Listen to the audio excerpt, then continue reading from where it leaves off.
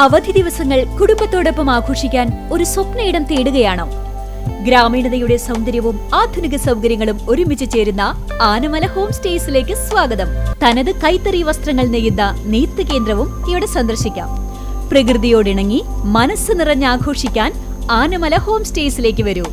കൂടുതൽ വിവരങ്ങൾക്കായി വിളിക്കൂ 9035290919. പഴയന്നൂർ ഗ്രാമപഞ്ചായത്തിലെ 24 വാർഡുകളിലും ഇത്തവണ ശക്തമായ ത്രികോണ മത്സരത്തിന് കളമൊരുങ്ങുന്നു. പ്രമുഖരെല്ലാം മത്സര രംഗത്തുണ്ട്. പഴയന്നൂർ ഗ്രാമപഞ്ചായത്തിൽ ഇത്തവണ ശക്തമായ ത്രികോണ മത്സരത്തിനാണ് കളമൊരുങ്ങുന്നത്. ബ്ലോക്ക് പഞ്ചായത്തിലെ ഏറ്റവും കൂടുതൽ വാർഡുകളുള്ള പഴയന്നൂർ, ചേലക്കര ഗ്രാമപഞ്ചായത്തുകളിൽ പഴയന്നൂരിലെ 24 വാർഡുകളിലും രാഷ്ട്രീയ പോരാട്ടം കടുക്കുകയാണ്. ഭരണ നേട്ടം ഉയർത്തിക്കാട്ടി UDFും ഭരണത്തിലെ അപാകതകൾ ആരോപിച്ചുകൊണ്ട് LDFും സീറ്റ് നേടുവാനുള്ള ശക്തമായ ശ്രമവുമായി NDAയിലെ പ്രധാന കക്ഷിയായ BJPയും മത്സരരംഗത്തുണ്ട്.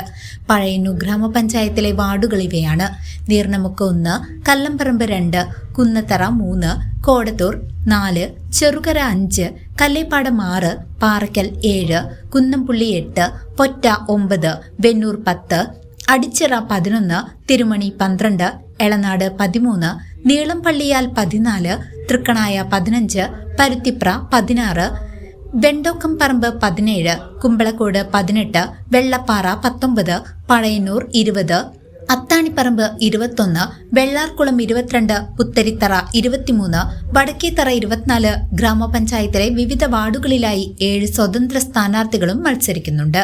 34 വർഷത്തിലധികമായി തുടർച്ചയായി ജയിച്ചു വരുന്നതും കഴിഞ്ഞ ടൈമിലെ പഞ്ചായത്ത് പ്രസിഡന്റുമായിരുന്ന PK മുരളീധരൻ ഉൾപ്പെടെയുള്ള പ്രമുഖർക്കെതിരെ പഴയന്നൂർ മുൻ CPM local committee secretary Sreenivasan അടക്കമുള്ള പ്രമുഖർ മത്സരിക്കുന്നു എന്നുള്ളത് ഇത്തവണത്തെ തിരഞ്ഞെടുപ്പിന്റെ ശ്രദ്ധേയമായ പ്രത്യേകതയാണ്.